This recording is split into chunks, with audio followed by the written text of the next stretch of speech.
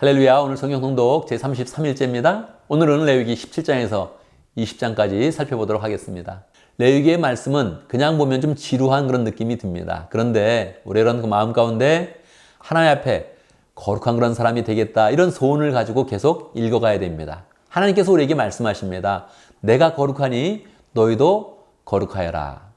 우리는 본질적으로 거룩한 그런 존재가 아닙니다. 죄인이죠. 멸망의 길로 갈 사람이죠. 그런데 하나님께서 우리를 거룩한 사람으로 자꾸 불러주시면서 우리를 변화시켜 주시는 것입니다. 그래서 이스라엘의 변화를 보면서 우리의 마음 가운데 거룩한 그런 삶을 자꾸 소망하면서 이 말씀을 보면 좋겠습니다.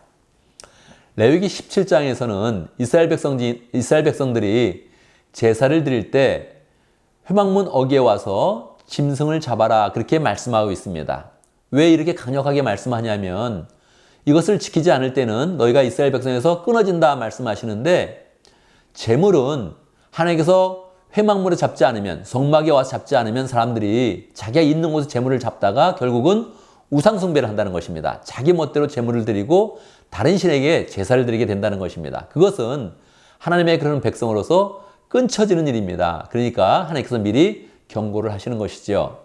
특별히 이방인들은 수염소 귀신에게 제사를 드려서 제물을 드리는 그런 경향이 있었는데, 하나님께서 다시 한번 리마인드 시키면서 수염소 귀신에게 제물을 바치지 마라, 제사 드리지 마라, 그런 그 말씀을 하시죠. 그런데 여러분, 지금도 사탄교나 그 이상한 사람들, 다른 신을 섬기는 사람들을 보면 꼭 거기다가 수염소 머리를 갖다 놓는 겁니다. 성경에서 하지 말라고 한 거 계속적으로 하면서 하나님을 거스리고 있는 거지요. 10절의 말씀에 보면 피를 먹으면 안 된다, 이렇게 하는 그런 말씀이 다시 한번 반복됩니다. 왜 그렇습니까? 여호와 증인은 이것을 가지고 수요를 하지 말아야 된다, 이렇게 이야기하는데 그것과는 다른 문제죠. 하나님께서 예수님이 오실 때까지 예수님의 피로써 우리가 구원함을 받기 때문에 이 피의 문제는 굉장히 중요하게 봅니다. 그래서 피는 생명이다 하는 그런 그 말씀은 예수님의 피가 우리에게 생명을 주는 것이요 구원을 여는 것이기 때문에 피를 먹어서 예수님의 피를 가볍게 보지 않도록 미리 교육을 시키는 것이다, 이렇게 보면 되겠습니다.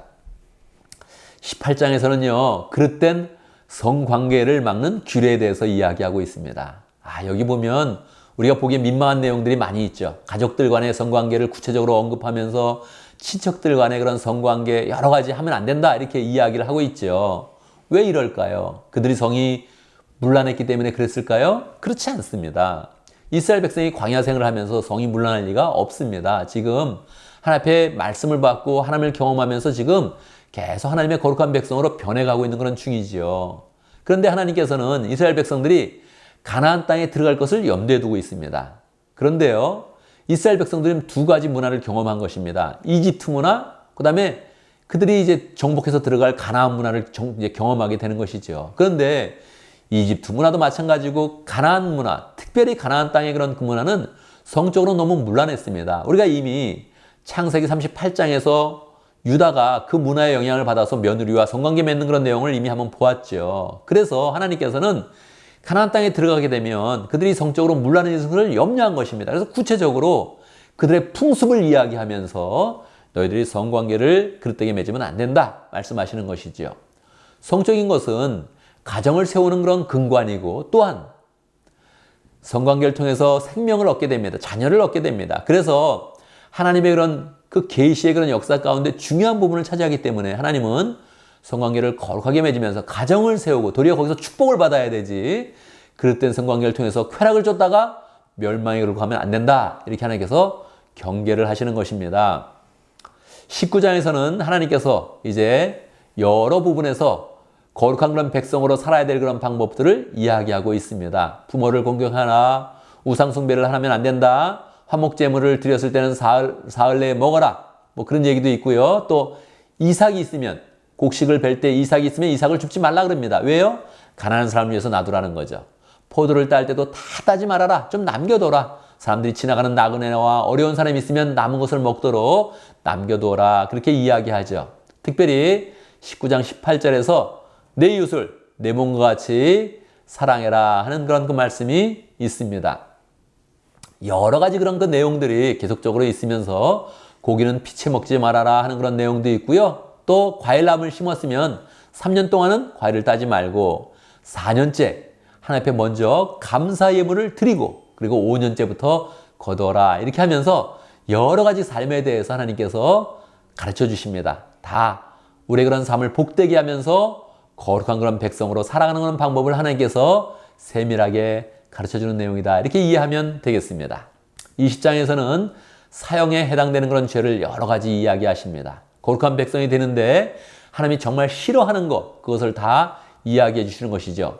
첫 번째로 이야기하는 것은요, 이교도의 풍속입니다. 이교도의 풍속 중에 몰렉제사가 있습니다. 몰렉제사는 자녀를 하나님께 드리는 거예요. 불을 지나가게 해서 자녀를 하나님께 드린다고 생각하는 것인데 이것은 하나님이 정말 싫어하는 것입니다. 사람을 제물로 삼는 거 절대적으로 싫어하는 것입니다. 이교도에서는 이런 일들이 많이 있죠. 사람을 지어서 신을 위로한다 그렇게 이야기하는데 하나님이 절대적으로 싫어하는 것이죠. 안 된다고 하시고요. 부모를 저주하는 거 안 된다 그러죠. 다 이런 것을 안 된다 그럴 때 하나님은 돌로 쳐 죽여라 이렇게 말씀하십니다. 근친상간 돌로 쳐 죽여라. 짐승과 교접하는 그런 사람이 있어요. 돌로 쳐 죽이라는 것입니다. 짐승과 누가 성관계를 맺습니까? 이거 가나안 사람이 그렇게 하고 있다는 거예요. 가면 배운다는 거예요. 사람은 이상하게 나쁜 걸 빨리 배우죠. 또 타락하는 그런 길을 빨리 배웁니다. 그래서 하나님께서 미리 말씀에서 정확히 언급하시면서 경계를 그런 삼는 것입니다. 하나님이 이러한 모든 말씀을 주실 때 다시 한번 강조합니다. 내가 거룩하니 너희도 거룩해라. 하나님은 우리에게 거룩한 삶을 원하시는 거예요. 거룩한 그런 삶으로 나가면 하나님의 사랑을 받게 되고 축복을 더 받게 되는 것이죠. 그래서 죄인을 불러서 하나님이 사랑해 주시면서 우리를 거룩한 그런 백성으로 온전하게 세워주시는 것입니다. 이러한 말씀들을 우리의 마음에 잘 새기면서 나도 거룩한 백성이 되겠다. 이렇게 자꾸 결심하면서 말씀을 음미하면 좋겠습니다. 감사합니다.